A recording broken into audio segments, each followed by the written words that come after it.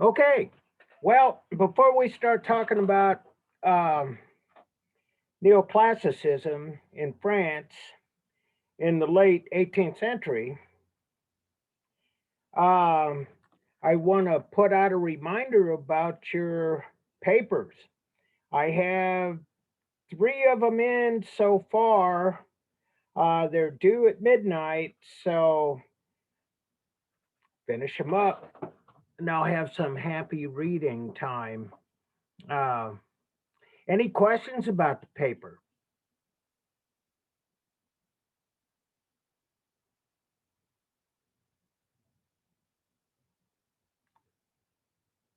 Well, I'll take that as a no. But I do want to tell you something. That's why I have it due on the evening of a time where I can answer any last minute questions here at class. So um, this is where we left off on Wednesday last week. Jacques Louis David Oath of the Horatii. And this is neoclassicism. And we've seen this kind of fascination with classicism, ancient Greece and Rome. We see that pop up a lot of times through the centuries. And when it appears in the late 18th century, it kind of carries uh, yet a different, newer meaning. And so 1784, this is kind of a propaganda piece. And it is a story about three brothers who are going to go fight to defend their country, their territory. Uh, what we see on the right, lower right, are three wives. They're three wives. And you see there are some children involved, and you see they're very sad, they're crying. And you see the three guys on the left, the brothers, they're pledging to defend their country. And I want you to kind of take a look at some of this in a sort of a way. Look at the salute they're giving. You think Hitler made up that Nazi salute? Nope. This is something that is age old.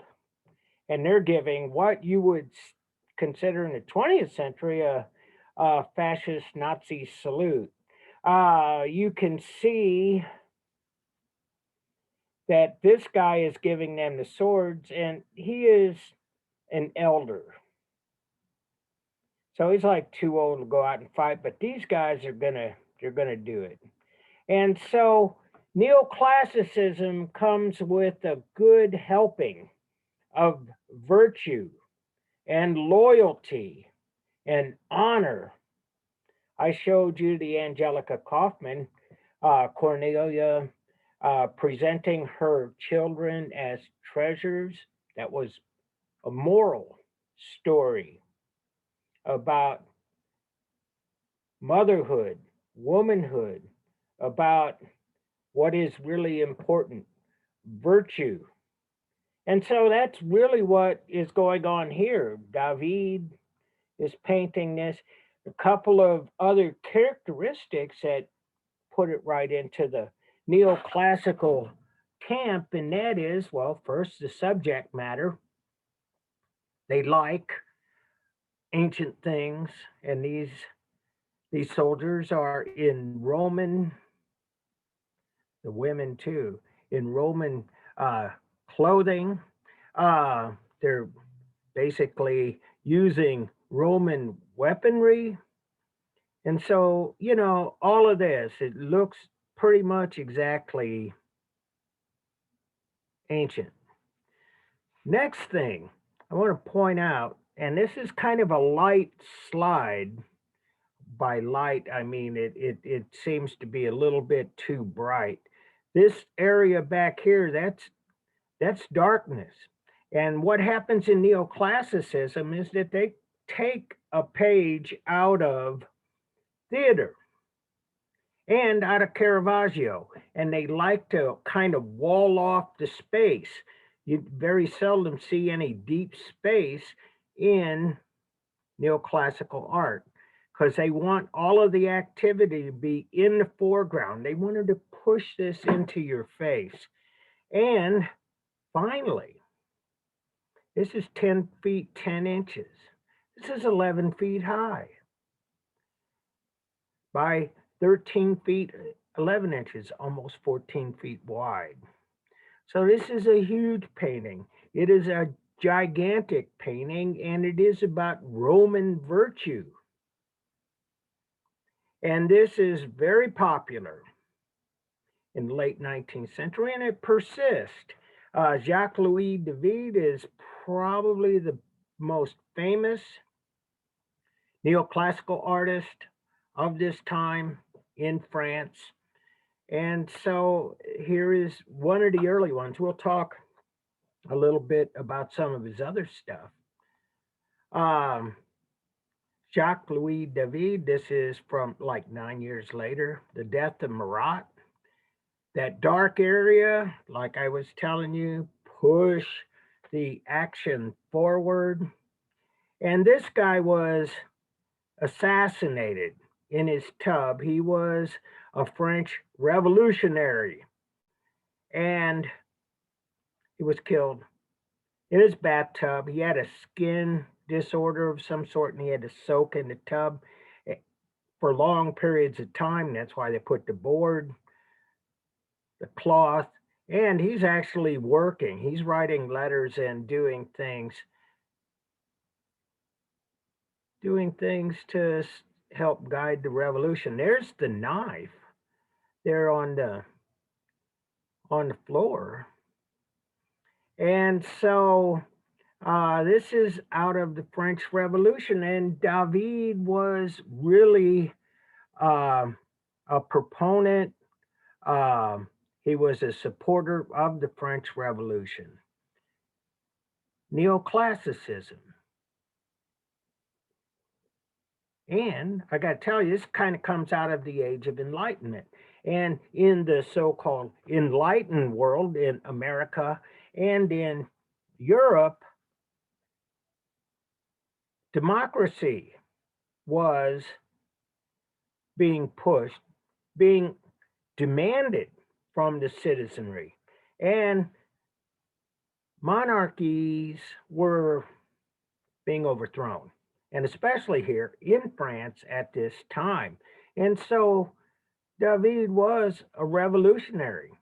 And and earlier in this course, I showed you the Homer Simpson one where he's there. Anyway, this is truly famous. That's why I have a star by it. I wanted to kind of throw a few more um, neoclassical things at you. Um, this has got a dome, not unlike the Capitol Dome in Washington, D.C. This is based off of Greco Roman architecture with the columns, the fluting, the Corinthian columns, the pediment statues, geometric ornamentation, and a little bit of laurels around the side, but very austere and very classical. And so this is mid 18th century in Paris. And so this is all over the place. You see this kind of architecture picks up a little bit from the classical. Sometimes they pick up a little bit from the Baroque and the Rococo. We see all kinds of things because there were a lot of different kinds of ideas. And here it is as James Gibbs, St. Martin in the Fields in London, and look at this. This has got something that appears to be out of Gothic architecture, the spire, put on top of what is at least a facade of an ancient Greek or Roman building.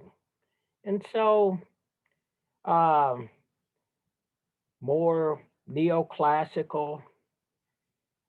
This is a temple of Thesis. Sometimes they even made these things as they weren't really buildings to be used. They were almost like architecture, sculpture in in space. And so you see this one, it's in a park, and they had put a fence around it to keep the vandals out. And you can see it's suffered through the years.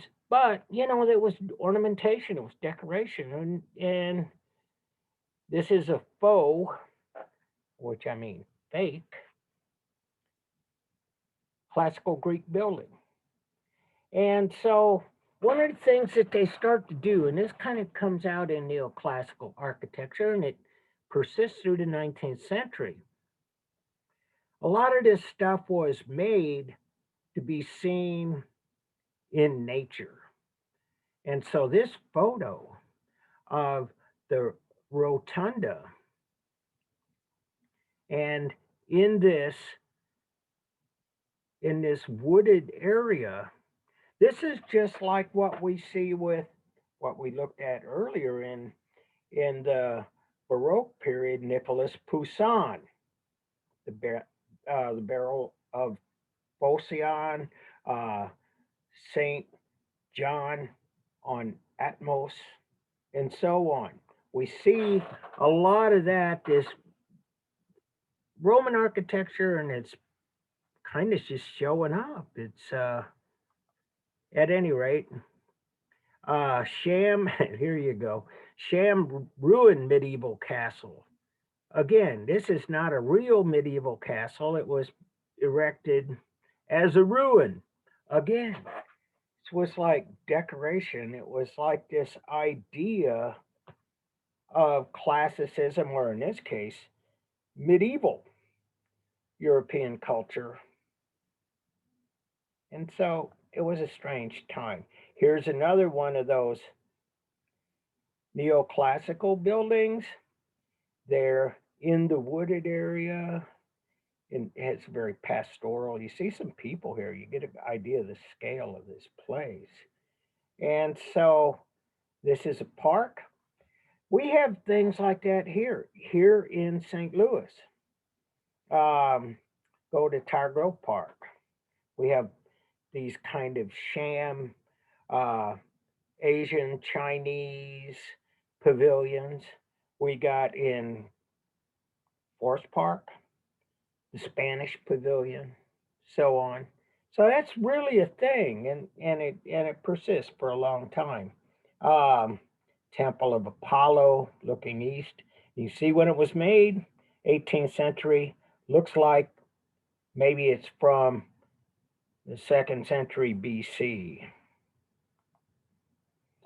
And so this idea of fascination, adoration, uh, aspiring to be like the ancients, that comes here in America. That was our founding fathers. The idea of democracy itself is an ancient idea. It's from ancient Greece. The idea of having a republic, again, from ancient Greece. Um, and so, anyway, and a lot of our forefathers, the founding fathers of this country, if you will, like Thomas Jefferson, they were very much aware of ancient Greek philosophy, ideas, and so on. And this is his home in Charlottesville, Monticello. And you see it has a long building time, 1770, 1806. It's like 36 years. But, oh no, did you answer that, kid? Hold up, I gotta turn this off. This is my iPad and it's ringing. like it's a phone call.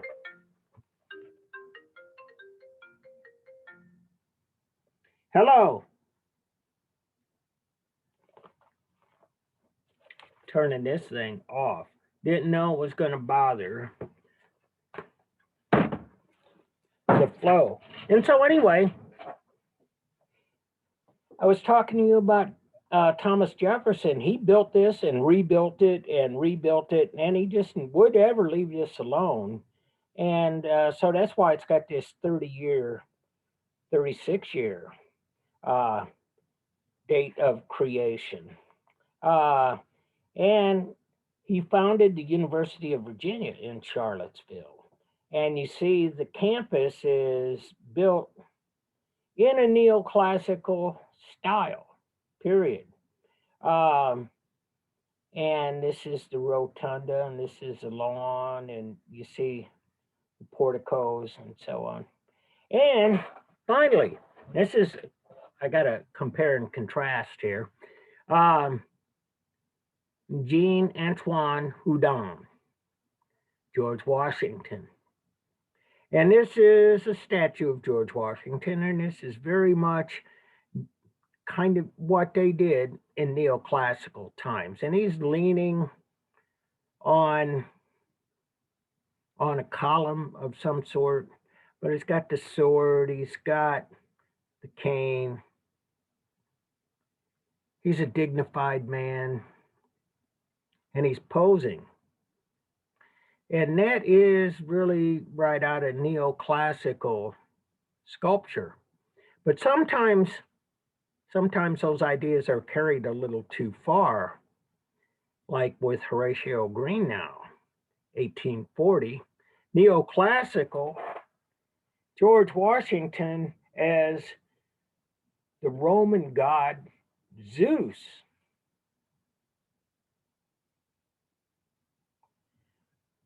Crazy. This did not go over well.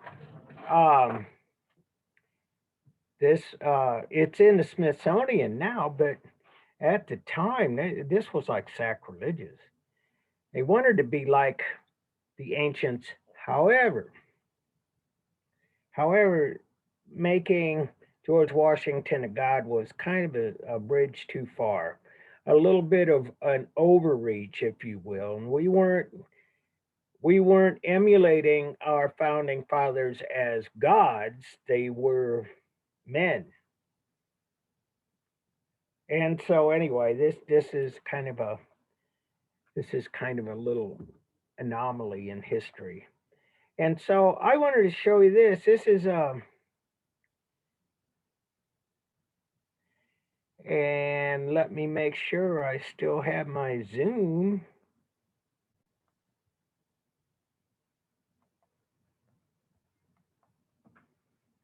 And this is just from Bing Images. Neoclassical architecture in Washington, D.C. Just to give you an idea of how into classicism our founding fathers were, the early American government. Look at all of this. Some of these are the same places, but you can talk about uh, the Supreme Court, the Capitol. Washington Monument is an obelisk right out of ancient Egypt. Lincoln Memorial, neoclassicism. It looks like a temple. It looks like a Greek temple, um, and so on. Even a lot of times down to the details of the doors and things, and even the interiors of some of these spaces. I'm not sure. This may be the White House. Uh, oh, it's Feston House. Sorry. But yeah, inside the dome, inside the Capitol dome, and so on. This was neoclassical architecture. And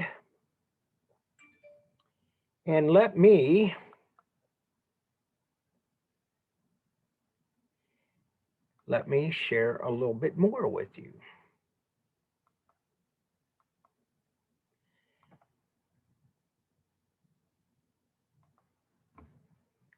And so hang with me. I got another PowerPoint. This one, make it bigger, slideshow from the beginning. And show. I got to do this in the proper order. Share screen.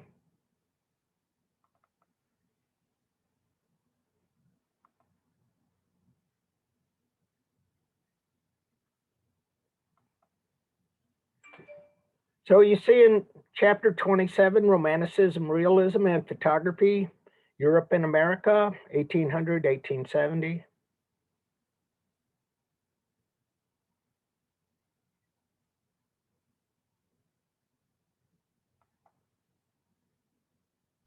We can see it. Okay, thank you, Melissa.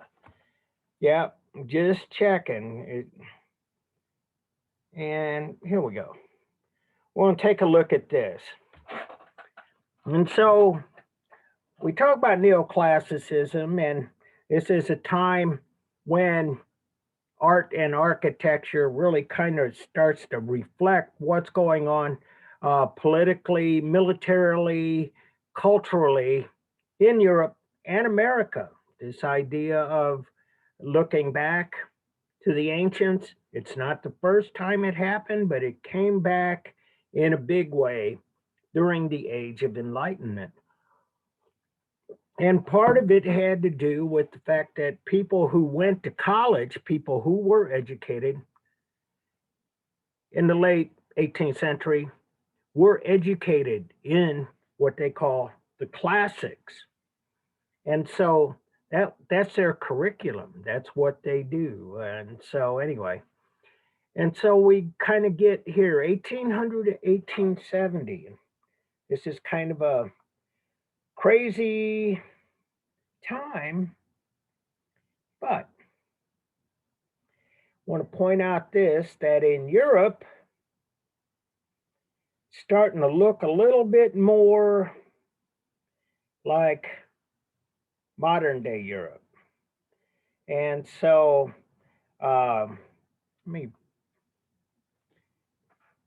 let me go back to neoclassicism. This is what I was talking about. I want to share a little more. This is where we begin, 1800. Neoclassicism in the arts is an aesthetic attitude based on the art of Greece and Rome in antiquity, which invokes harmony, clarity, restraint, and idealism. So think about what we were talking about. We were talking about morality, about virtue, idealism.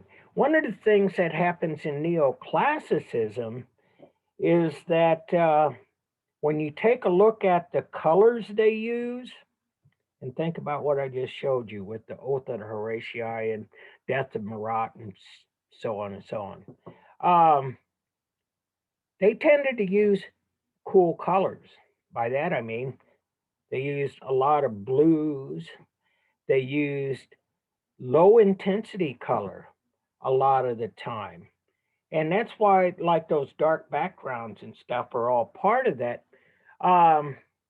They believed that color that you see in art, could actually promote restraint. Restraint in that it wasn't really an appeal to emotions. It was an appeal to the logic, to the knowledge. And so that's kind of part of the universality, and that's the idealism. And if you want to take some ideas out of ancient Greece, you can talk about the Apollonian and the Dionysian. And Apollo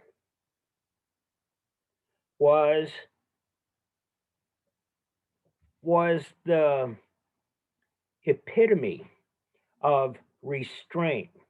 He was logical, he was a clear thinker, was not emotional, was not impetuous, he was not given to irrationality, restraint. Dionysus, Dionysus, what was he about? He was about living it up. In fact, it's more about how you feel and having fun and no restraint and very impulsive, very impetuous, very much the antithesis of thoughtful restraint and clarity. And so classicism refers to either the art produced in antiquity or later art inspired by that of antiquity, while neoclassicism always refers to the art produced later but inspired by antiquity. And so that's what we've been looking at: painting, sculpture, architecture. But what happens as a reaction is Romanticism. I'll read you this definition I found online. Is Romanticism attitude or intellectual orientation that is characterized by many works of literature, painting, music, architecture, criticism, and historiography in Western civilization over a period from the late 18th to the mid 19th century. Romanticism can be seen as a rejection of the precepts of order, calm, harmony, balance, and idealization. These were the same words that they used to describe neoclassicism. And so, and rationality, that's Apollonian, um, that typified classicism in general in late 18th century, neoclassicism in particular. It was also, to some extent, a reaction against the Enlightenment and 18th century rationalism and physical materialism in general. Romanticism, big, big point here, emphasized the individual, the subjective, the irrational, the imaginative, the personal, the spontaneous. I was talking about being impetuous or acting uh, on one's impulses, emphasized the emotional, the visionary, and the transcendental. That's the other side. This is a Dionysian. This is this is emotion. And so we see that here. And as we look at the work, you'll see how all of this manifests itself. And so um, here we go. Neoclassicism is also known as the Age of Enlightenment. It is also the predominant movement in European art and architecture during the late 18th and early 19th century. That's what I've been showing you. Romanticism is a term that describes changes within the art from about 1760 to 1870. These changes can be seen as a direct reaction against the values of neoclassicism. The visual arts of neoclassicism were serious, unemotional, and heroic. And so I'm pull this out a little bit. There's some threads to pull on here. And so when we talk about uh, heroic, oath of the Horatii, they're heroes. But they didn't see that as an emotional response that was like rational. Somebody's got to somebody's got to destroy our enemies. You are the young men. We have to do it. It's falling on our shoulders. Period. And so one of the things about neoclassicism is that it promotes society, and it's all about how society should be. And what the romantics are doing are really kind of turning this back onto the individual. And so they talk about emotions, they talk about, let me get that, the person, the emotional, the visionary, and transcendental. One of the things that comes out is that they start thinking about the individual, the transcendental. You start to see things about spirituality, and you start to see some things about um, dreams and the things that on inside our minds. And in fact, some of the romantics were really fascinated by people with mental illness. I'll show you some of that. There is the use of somber colors to convey a moral narrative defined by self sacrifice and self denial. That's the Horatii. They are giving up their lives to fight for their country, for their people. Self sacrifice, self denial. In the visual arts of Romanticism, nature was the dominant theme. However, nature was regarded as an uncontrollable and unpredictable power, which can result in cataclysmic extremes.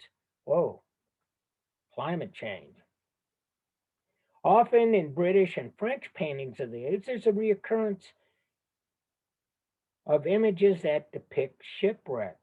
This depiction symbolizes men's struggle against nature. And so, got the first photos of artists that we're going to look at. Why? Because photography was invented.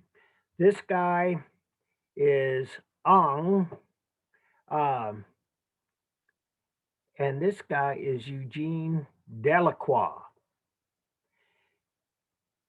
Ang is a student of David, and he is a neoclassicist.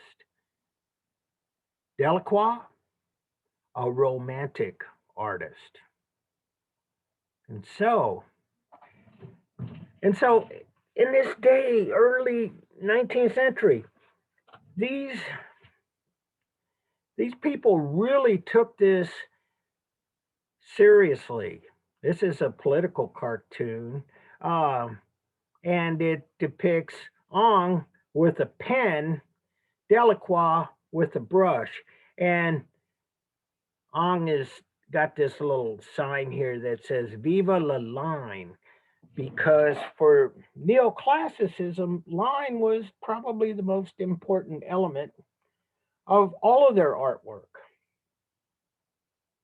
On the other hand, with Delacroix and Romanticism, color was the most important aspect. And so in Romanticism, in a lot of it, not all of it, but a lot of it, you'll see the use of warm colors, fiery oranges, yellows, and reds. You'll see an appeal to the emotions. Now, neoclassics were saying that's all wrong. That's you shouldn't do that. You shouldn't stir up people's emotions. And so here we go. These are the two guys here. And so this is Europe around 1850. And you see, again, this is really shaping up like modern Europe. And so, anyway, to begin this story, got this painting. Antoine Jean Gros. The Napoleon visiting the plague stricken in Jaffa, 1804.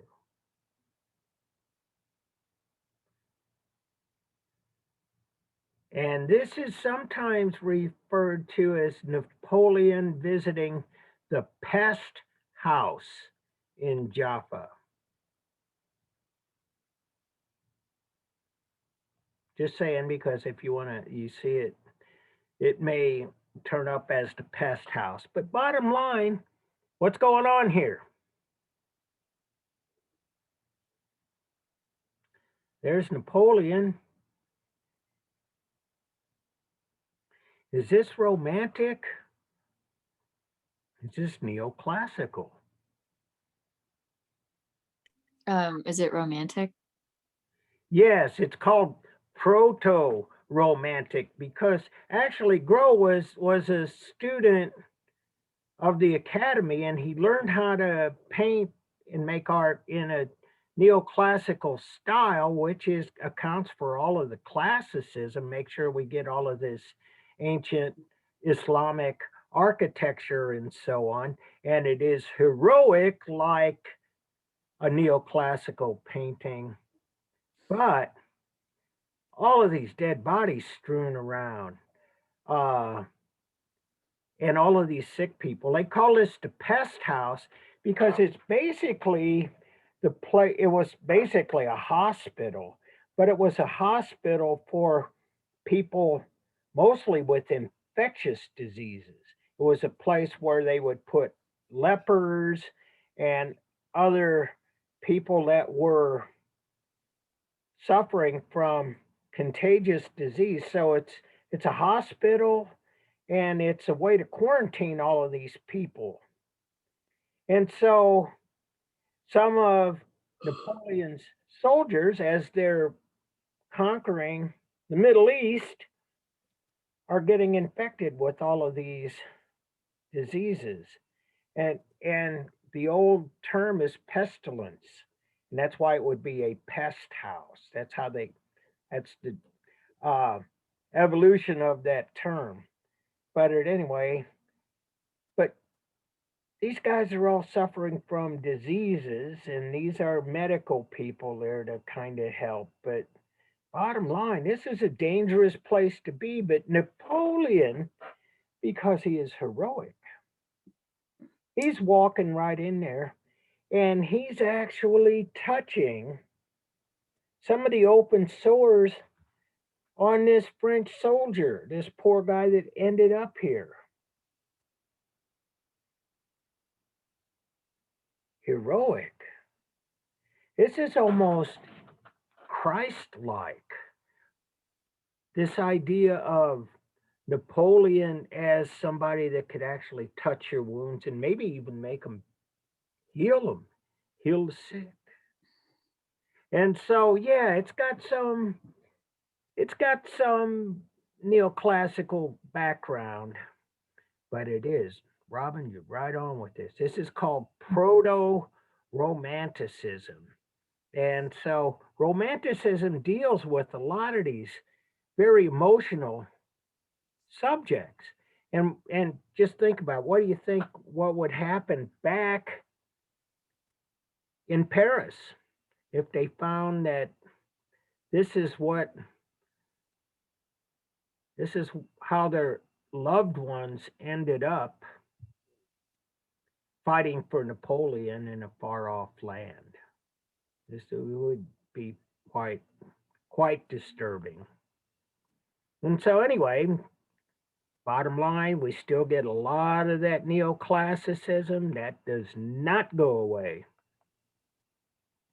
And here is David again, the guy.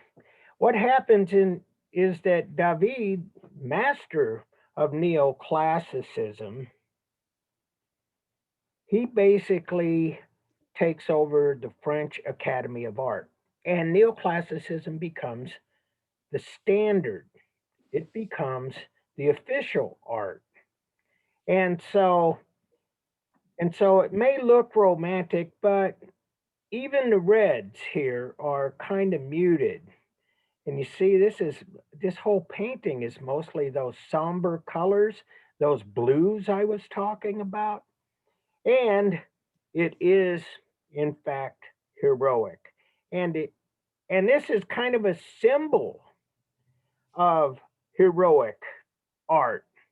And of course, David, he painted Napoleon. I got a couple of more here too, I believe. He was very much a Napoleonic supporter, loved Napoleon, thought he was the greatest leader of in French history. And so crossing the St. Bernard Pass, this is actually Napoleon's army moving through the Alps, and you kind of see them around here. They're going up the trail. They're pushing the cannon, the supplies, stuff. Basic mountain warfare, early 19th century. Make sure we got Bonaparte written on there. And in fact, a lot of these things that we're going to see here, that we're looking at right now, we're getting into the point where we're really starting to talk about movements and styles, not just really kind of slicing and dicing what was happening, but more well defined movements, more well defined styles, and a lot of stuff that you'll still recognize today because it is, by this point, modern history. And a lot of this stuff is still going on. Like for instance, if I may, we talk about Washington D.C. That neoclassical architecture is not really a relic from the past as much as it is the seat of American government. Those places are still being used. Those places are still in existence. The capital is still the capital. It may be over 200 years old, but we're still living it. And so that's the case with this Napoleon painting. It's kind of a icon. It's kind of like Mona Lisa or something. It's just like so emblematic of the era. So much so that there's a modern artist, a guy who's like my age, and he's a painter, and he's painted this. This is what he does. He likes to paint African American people into European art history. I always thought this was really cool. I've seen this. It's in the Brooklyn Museum. If you ever had the chance, it's a wonderful museum. And so he has some of the same trappings here. This is Williams. That's him. Bonaparte. We have behind this Hannibal, which is another famous general who crossed the Alps. But at any rate, Kahendi Wali, he's the guy that did the official portrait of Barack Obama in the National Portrait Gallery. So, yeah, he's like a big deal. But at any rate, and people talk about his work um, as in some respects, painting African Americans into the history that wasn't recorded. And so putting African Americans into European history to kind of point out exactly what this history, what this legacy of trying to, well, enslaving all of these people and destroying their history. And so, anyway, I love this guy. He's painting this young man as Napoleon instead of wearing the general tight pants. It's got camo, got some Tims going on here. Love it. So anyway, it is how iconic this is. Here's another Jacques Louis David, the coronation of Napoleon. And so this is when he was made emperor. Um, and so um, actually, I think this is out of the book. There's a similar one that's called the coronation of Napoleon and Josephine. But bottom line, neoclassicism, shallow background, push all of the activity in front, about virtue, somber colors.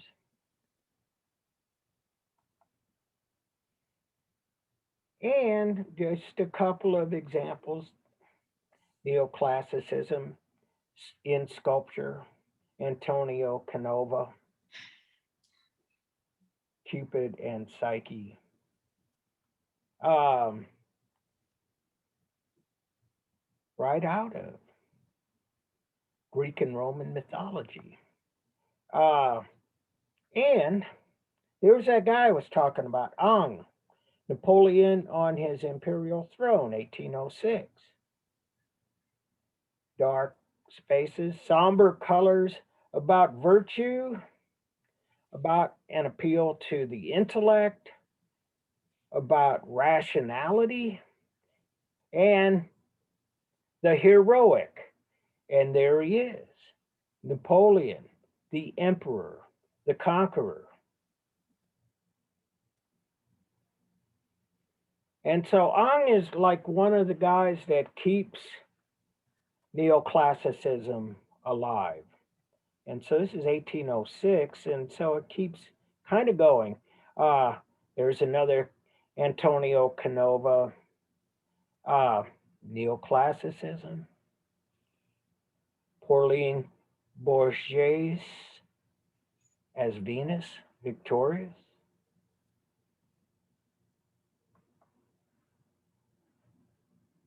Burial of Atala,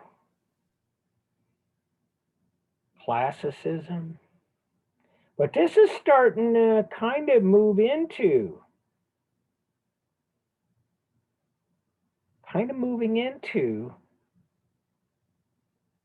Romanticism with this kind of interest in nature and the cross. And we mentioned that the transcendental, mystical. So this is one of those like grow. It's kind of in between. It kind of predicts what will happen. Another neoclassical painting, Jean-Baptiste Billet.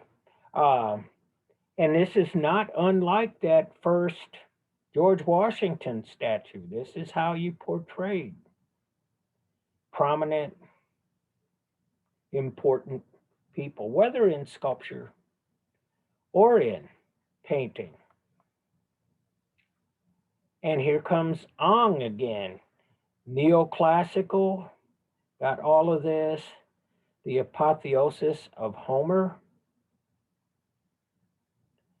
neoclassical, and let's see, we're up to 1827 and he's still at it. And I put the star by this one. It's 1814, it's a little bit before that. But this is considered one of the great neoclassical paintings. It's iconic, just like Napoleon crossing the Alps. Grand odalisque. Anybody know what an odalisque is?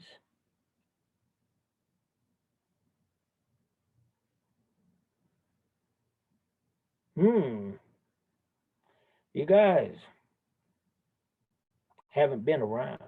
An oda, it is a chamber, it is a place where a sultan or some kind of ruler who would have a harem would keep all of his women. And so she is in the Oda and she is an odalisque. You talk about line. This is really a good example of ong and line. The line is what really defines this. The modeling is not really that prominent. And people have taken this line, and this is out like right out of mannerism. Remember, I showed you the Madonna with the long neck? This is the odalisque with the long arms and legs, by the way. There have been people that analyze this and would have her stand up, and she would be way out of proportion, and her arms and legs will be really, really long. But on the other hand, why this is such an important painting is because it has all the, excuse me, characteristics of neoclassicism. The cool colors, the dark background, push the subject forward. We got over here a big long pipe. That's likely opium. Uh, and some jewelry and stuff, but the subject matter. This is one of the exotic subjects that the French were painting, both in the neoclassical style, as you see here, but Delacroix visited this subject from a romantic point of view. And so, anyway, it's kind of a byproduct. Napoleon is out conquering the world. They're bringing back artifacts from Egypt, the Middle East, from Eastern Europe, and all over the place. And so, anyway, this place in um, the Arabic world where you would find a sultan with a harem, and that was like really intriguing for French artists and the French public. But this is done in a very controlled, very restrained, very orderly manner, which compared to Romanticism, we're talking about how Romanticism is talks about the transcendental, um, the dreams. This is a nightmare. The Nightmare is the title. And so here we go. She's asleep. The demons appear in her sleep. So the idea of what's going on in the subconscious mind, what's going on while you're dreaming, that is like the total opposite of the rational mind and clear thoughts, order and harmony and rationality. And so this is early Romanticism. Romanticism in England, William Blake, Ancient of Days. And here we see God. It's a prophecy. We see the long beard, one and coming through, actually through the clouds, through the universe. And so this is, and the color again, it's really not at all romantic. I mean, it's not neoclassicism. It's romanticism, and it is dealing a prophecy with those things that are a prophecy. If you were talking about rationality, say there's no way somebody could know anything about the future, especially if you say it comes to you in your dreams, if it's based on intuition or belief. And this was this was an embrace of that. Goya, Spanish. The sleep of reason produces monsters. And there he is. He's asleep, and all of the demons are tormenting him. Just think, it's not that different. Goya was a Spanish artist of great accomplishment. Uh, and he's a printmaker too. The sleep of reasons produces monsters. That is etching and aquatint. And I showed you what printmakers were doing all the way back to the time of Albrecht Dürer and Melancholia and some of the other Baroque printmakers who were talking about the disasters of war and so on. This is what Romanticism is about. It's the complete opposite of the rational, the thoughtful, the scientific, rational, emotional. And so, anyway, Goya was the court painter for the Spanish king, and here he is. He painted he painted the royal family, and a lot of people have remarked that over the years that this is an undistinguished group of people. It's not like what you saw with Ang and Napoleon on his throne. These people look like they're kind of lost, like they're not paying attention. They're not woke. It's like, look at her. She's just looking around. Uh, the queen, she's looking back, kind of not too pleasant, kind of suspicion. Here's the king. They talk about the king as he might well be a working class guy. I think one critic said he looked like a grocer, which is somebody that sells food. And so, anyway, Goya, he was kind of a character. He did a lot of things. I put the star by this too because this is full blown Romanticism. The 3rd of May, 1808. And let's talk about this one.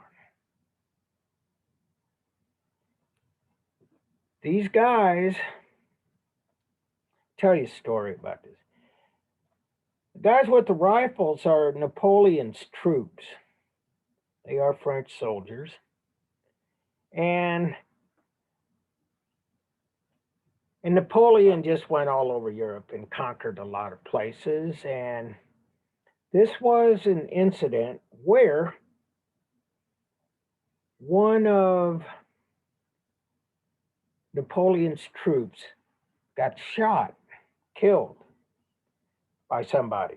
We don't know who, neither does Napoleon. And so what they do is they say, well, the guy who killed our soldier stepped forward. Of course, that person did not.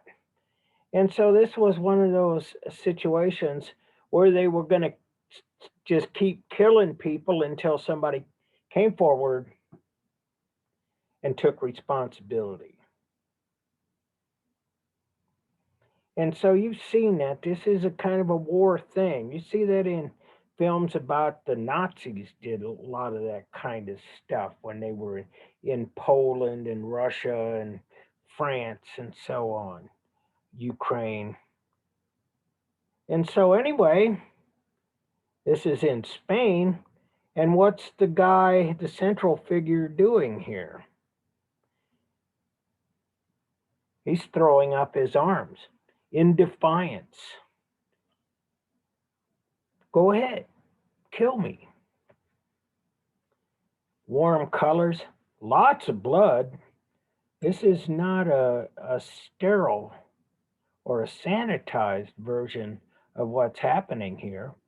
And one of the things I always like to point out with this painting is that the soldiers look like drones. They're nameless, faceless. They got pretty much the same thing. They look like the stormtroopers out of Star Wars or something. They are drones. They're doing what they're told. They'll kill people. That's what they do. And so this was a reminder to the Spanish people of what these French people are capable of doing. And so we see the light around here, and it is heroic, but it's also very gruesome. Saturn devouring one of his children. Gruesome, unsanitized, romantic. Something right out of what you might say is right out of a nightmare. Uh, Theodore Jericho, Insane Woman. And this, you might find this with parentheses, Insane Woman, parentheses, envy.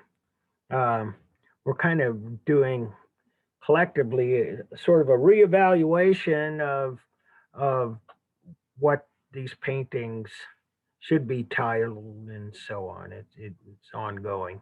But at any rate, these romantics, they were really interested in what goes on in your dreams and in your mind. And Insane Woman, there were these 19th century ideas that you could tell what people are thinking, or you could tell their personality by their facial features. And this idea of being fascinated with dreams and thoughts and mental illness, for that matter, this will live on. This will live on in the 20th century. Anybody got a idea where this might arise again?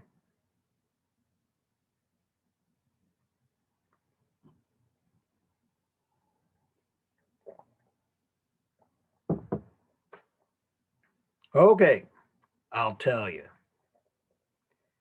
Surrealism. Surrealism is about all that stuff that goes on in your mind, in your dreams, all of this surreal stuff. Well, when you have mental illness, Insane Woman, this surrealism is right there between her ears. Uh, Surrealism is about the dreamscape, the melted clocks, the strange animals, the strange landscapes. Think about Goya. The sleep of reason produces monsters. Think about the Fuseli. Think about this.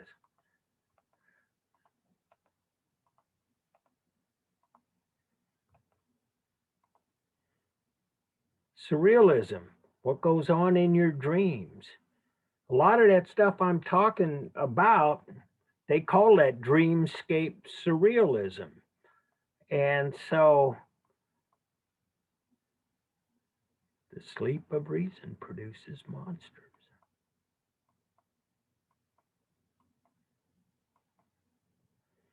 And so,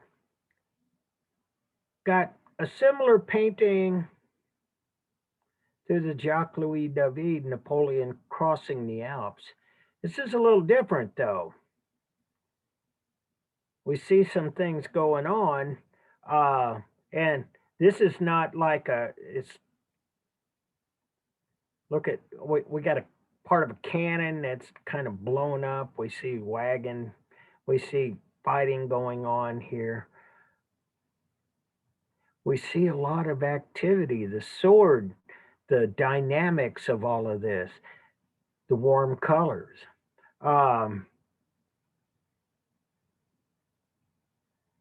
It's a lot different. Even the horse is terrified. The soldier is terrified. They're fighting for their lives in this chaos of war. And so, anyway, What time is it?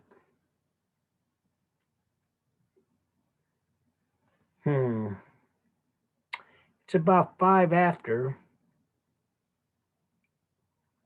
but this Theodore Jericho, Raft of the Medusa, this will require a little bit more conversation, explanation than the time we have left tonight. So anyway, we can leave it there. I hope you have a kind of an understanding of that those two kinds of artistic philosophies that pretty much rule the early 19th century. And why are we spending so much time on Paris?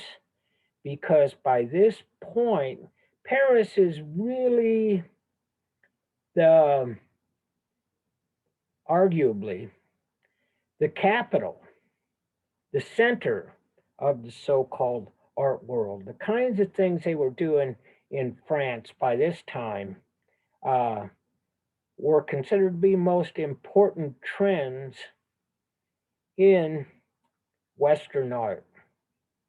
And it's not a stretch to say that the Americans, as young as the American Republic was, they were looking to Europe for inspiration, both in the arts, in architecture, in philosophy, in government, in history, and everything. We may have severed our ties with King George III, but this country was still basically founded as European, and basically the founding fathers looked at the ancient Greek Roman societies as the precursor to our society, that you could draw a straight line back there, that these were our ancestors. Of course, that was pretty narrow minded, as we know. But anyway, Paris, Art Center, Romanticism, Neoclassicism. And when we come back on Wednesday, we'll show you some realism too. Any questions?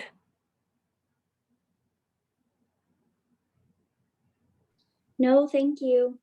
All right. Thank you, Amanda. Well, I guess I'll see you guys on Wednesday, and I hope to be back on campus at that time for those of you who come in person. So, good night, everyone. Good Thank you. Have a night. good night. Thank you. Thank you. Thank you.